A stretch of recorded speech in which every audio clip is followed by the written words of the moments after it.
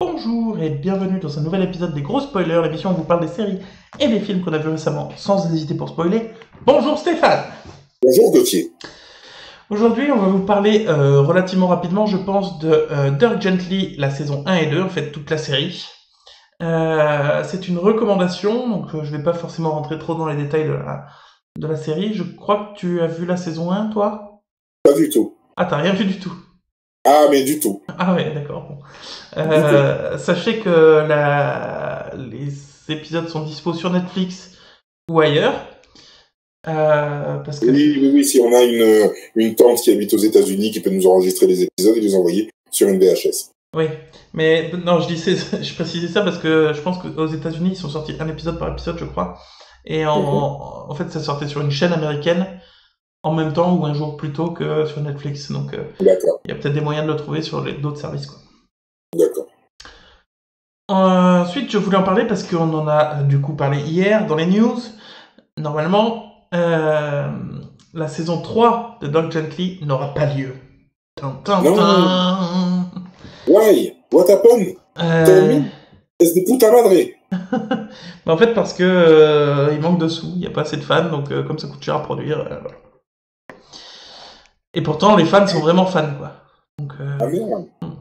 Bah oui, parce que j'en ai entendu que du positif, moi, de cette ah série. ouais, mais elle est géniale. Avec le petit jeune là qui était dans Le Seigneur des Anneaux. Frodon. Oh putain, c'est vrai. Bah oui. C'est Ah mais vrai. toi, tu reconnais pas les gens, toi, c'est Ah dingue. non, je reconnais pas les gens Dans du tout. Black Panther, c'était Michonne, t'es passé complètement à côté, et là aussi, quoi. C'est vrai. En même temps, si je croise Michonne, je passe à côté. Hein. Avec le sabre, on m'éloigner, quoi. Bref. Euh, du coup, non, Dirk Gently, c'est une très très bonne série de mon point de vue. Il y a un truc qui peut faire bizarre aux gens. Alors, je vais recommencer du début, je vais expliquer ce que c'est que Dirk Gently rapidement. Dirk Ah, Gently, c'est un mec, c'est son nom, Dirk Gently, son prénom et son nom. C'est un mec très très bizarre parce que, en fait, c'est un détective, genre un détective privé, mais sauf qu'il se fait pas payer et il détective pas vraiment. En fait, ah, il cherche des trucs, il cherche ce qu'il doit trouver, tu vois, pour sauver quelqu'un ou pour ce genre de choses, mais sans chercher. Genre, ça lui tombe dessus, quoi. C'est un détective, lui, ça s'appelle la série en complet, Dirk Gently, Holistic Detective Agency. Donc en fait, c'est un détective holistique, c'est-à-dire que en gros, ça lui tombe sur le coin de la gueule et il suit la piste qui vient de lui tomber du coin de la gueule, quoi. Peut-être les indices qui se présentent à lui, quoi, en gros. d'accord. En gros, même si ça n'a pas de rapport, il va suivre le machin, quoi. Exactement. Là, il voit une plume voler, il dit oh, elle est belle la couleur, je vais la suivre. Et là, ça amène à un indice, quoi. D'accord, d'accord. C'est Forrest Gump, en fait. Je sais pas. Du coup, Comment ça, tu sais pas? je l'ai vu il y a longtemps et je vois pas trop le rapport avec Forrest Gump, quoi. Mais du J'ai coup, eu peur. du coup, c'est super parce que c'est frais. Le mec, il se prend pas la tête. Il est un peu fou, mais pas fou mental, tu vois. C'est fou, genre, il est dans un autre monde que le nôtre, quoi. Il vit ce qu'il doit vivre et peu importe les conséquences, sans que, tu vois, je sais pas comment dire.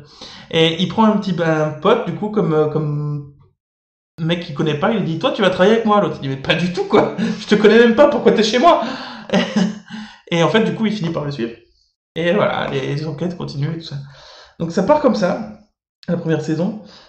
Et en fait, dans les deux saisons, le début est bizarre parce que tu sais, enfin moi en tout cas, je savais pas trop si j'aimais bien parce que tu te perds très vite, tu sais pas pourquoi ni comment, qu'est-ce qui se passe en fait, tu sais pas. Mais en fait, c'est pas mal fait parce que lui non plus au final, il suit les pistes comme ça qui lui arrivent au coin de la gueule sans réfléchir et sans essayer de trouver forcément une liaison parce qu'il considère que tout a une liaison à la base. Et du coup, au fur et à mesure de la saison, comme la 1 comme la 2, bah, tu finis par raccrocher les wagons les uns aux autres. Et quand ça arrive, bah, c'est trop bien. Je sais pas comment l'expliquer autrement que ça. Il faut savoir que ça part un peu dans le mystique. Aïe, aïe, aïe, aïe, aïe. Pourquoi aïe aïe aïe. Moi, toutes les séries qui ont un petit peu touché le mystique, à chaque fois, ça a mal fini. Ah non, mais quand je dis mystique, c'est qu'est-ce que t'appelles mystique, toi? Lost? Non. Oui, non. Euh...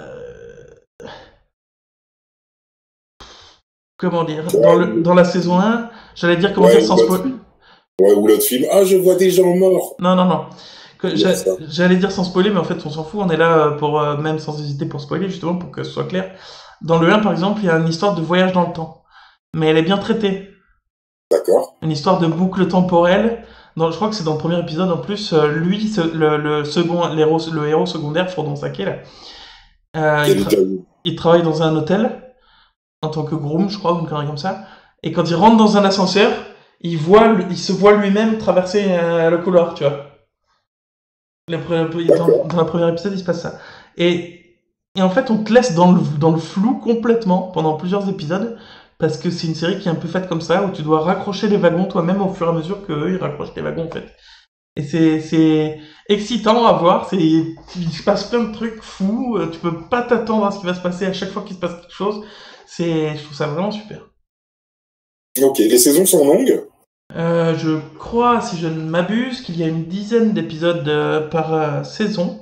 Et pendant que je parle lentement, comme si j'avais un AVC, je vais essayer de trouver sur Netflix en même temps combien d'épisodes il y a par Dans saison. la série. Du coup, dans la saison 1, il y a 8 épisodes. Ouais. Et dans la saison 2, il y a 10 épisodes. D'accord. Et en fait, je trouve qu'il faut les voir, c'est presque comme un film de 8 épisodes, quoi. C'est un peu comme les animés courts. Tu vois, les animés japonais qui ont une seule saison et c'est une histoire racontée en une dizaine d'épisodes. Et ben c'est un peu ça, mais en version filmée, quoi. D'accord. C'est toute une aventure complète filmée en 8 épisodes et où il se passe plein de trucs de ouf et je sais pas, c'est plein de magie en fait. D'accord. C'est super bien. La saison 2, elle est super bien aussi. Au début, je me disais, ouais, c'est quand même moins bien que la saison d'avant et tout. Mais parce que j'avais oublié qu'au début, t'étais perdu, en fait. Et même dans la saison 2, quand j'ai fini par plus être perdu, parce qu'on m'a raccroché les trucs au fur et à mesure, et c'est pareil, elle était trop bien, quoi. Ok, ça va. Ça va. Bah écoute, je testerai ça sur ta recommandation. Oh, merci. Et du coup, voilà, j'en parlais parce qu'il n'y aura pas de saison 3. Ah, je l'ai pas dit, c'est tiré d'un livre qui s'appelle Dirk Gently Detective Mystical Angeles, j'imagine. En tout cas, il y a Dirk Gently dans le titre. Et en fait, c'est le même auteur que celui qui a fait le livre du Voyageur Galactique. Ah, Douglas Adams. C'est Douglas Adams qui a écrit le livre. intéressant. Et c'est aussi pour ça que c'est un peu fou, parce que Douglas Adams, il a écrit des trucs un peu fous. Et du coup, c'est cette fraîcheur-là qui est présente dans la série. D'accord. Peut-être même plus présente que dans le film des Voyageurs Galactiques Oui. qui a été fait, où la folie et la fraîcheur étaient un peu moins présentes que dans le livre, à mon goût. Alors que là, j'ai pas lu les livres, mais la série retranscrit bien, moi je trouve, l'esprit d'Adams, de Douglas Adams. Voilà. Bah écoute, très intéressant. Ok. Donc voilà, j'en ai fini là-dessus. Moi, je vous recommande fortement les gros spoilers. Maintenant, c'est nous les gros spoilers. Enfin, je vous recommande fortement de regarder notre chaîne YouTube. Parce qu'on a d'autres épisodes comme ceux-là où on parlera de séries de films qui pourraient peut-être vous plaire. Oui. Et du coup, voilà. Et donc, je parlais de Dirk Gently. Je vous recommande fortement de voir cette série qui est vraiment bien. Même s'il n'y a pas de troisième saison, c'est pas grave en plus, parce que ça se termine pas forcément sur un cliffhanger dégueulasse, ouais. Et c'est ça que j'aime bien chez... Ah non, la saison 1, elle s'était finie sur un sacré cliffhanger. Je mens. Mais la saison 2, elle se finit sur une fin qui marche bien, donc on s'en fout qu'il n'y ait pas de saison 3 au final. À tenter alors, ça va. Et donc voilà, je pense que j'en ai fini pour cet épisode. Qu'en penses-tu ? Eh ben écoute, très franchement, ça me donne envie. Moi, j'avoue que j'avais juste vu la bande-annonce sur Netflix et ça m'avait beaucoup intéressé. Et après, le problème, c'est que voilà, dans le flot des séries à regarder, eh ben j'ai pas eu le temps, j'ai pas pris le temps de la regarder. Mais oui, je me ferai violence. Ouais. Moi, c'est le genre de série qui m'a fait un peu comme la Casa des Papel. C'est-à-dire que j'ai commencé... La Casa des Papel. Ah, la Casa des Papel, c'est putain la vraie. Du coup, ça qui m'a fait un peu cet effet-là, c'est-à-dire que j'ai vu 2-3 épisodes et puis après j'ai pas pu m'arrêter, j'ai peut-être regardé en une nuit ou deux, quoi, la saison 1. Parce que je pouvais pas m'arrêter là, tu vois. Voilà. Ouais. Donc c'était vraiment cool. Bref, retrouvez-nous partout, retrouvez-nous sur Twitter, sur Instagram, sur Facebook, sur YouTube. Likez la vidéo par là, abonnez-vous à la vidéo par là, un peu plus bas à droite, je crois, si je me rappelle bien. Et voilà, bah, à la prochaine. Bah, demain. Donnez-nous des pouces. Oui. On prend des pouces. Arrête de dire cette phrase, elle est super chelou. Non, c'est bizarre hein, comme phrase, ouais, je vais arrêter. Du coup, retrouvez-nous demain pour un épisode sur The Disaster Artist, la bande-annonce qu'on a vu récemment. Et on se retrouve bientôt parce qu'on a des gros spoilers. Et qu'on aime ça. Oh oui. Grave.